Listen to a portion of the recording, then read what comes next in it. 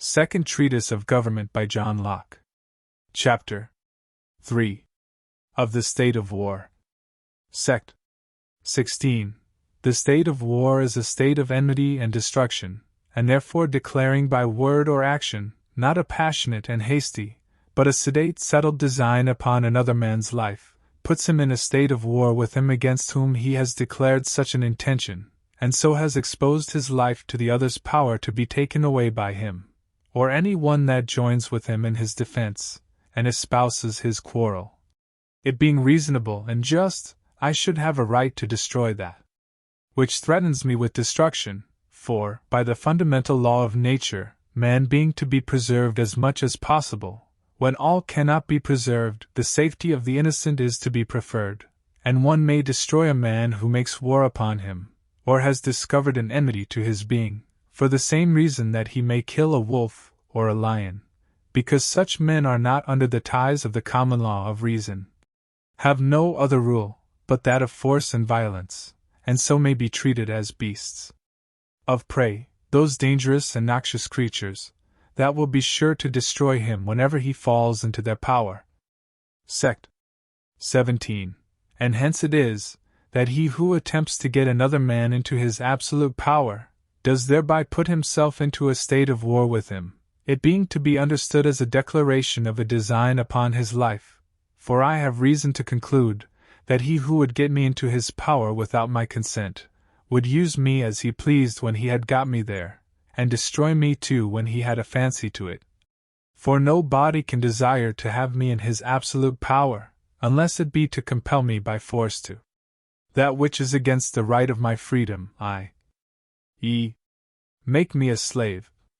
To be free from such force is the only security of my preservation, and reason bids me look on him as an enemy to my preservation, who would take away that freedom which is the fence to it, so that he who makes an attempt to enslave me, thereby puts himself into a state of war with me.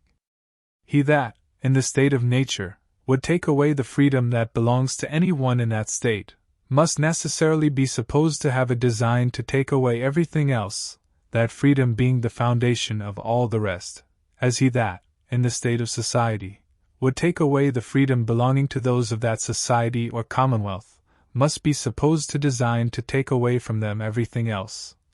and so be looked on as in a state of war. Sect. 18. This makes it lawful for a man to kill a thief, who has not in the least hurt him, nor declared any design upon his life, any farther than, by the use of force, so to get him in his power, as to take away his money, or what he pleases, from him. Because using force, where he has no right, to get me into his power, let his pretense be what it will, I have no reason to suppose that he, who would take away my liberty, would not, when he had me in his power, take away everything else. And therefore it is lawful for me to treat him as one who has put himself into a state of war with me, i.e., kill him if I can, for to that hazard does he justly expose himself, whoever introduces a state of war, and is aggressor in it. Sect. 19. And here we have the plain difference between the state of nature and the state of war, which however some men have confounded, are as far distant, as a state of peace, goodwill, mutual assistance and preservation, and a state of enmity, malice, violence and mutual destruction, are one from another.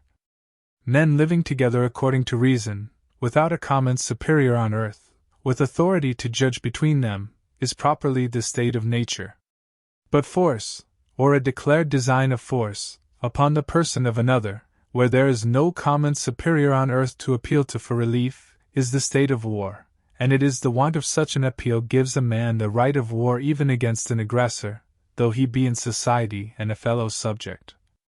Thus a thief, whom I cannot harm, but by appeal to the law, for having stolen all that I am worth I may kill, when he sets on me to rob me but of my horse or coat, because the law, which was made for my preservation, where it cannot interpose to secure my life from present force, which, if lost, is capable of no reparation, permits me my own defense, and the right of war, a liberty to kill the aggressor, because the aggressor allows not time to appeal to our common judge, nor the decision of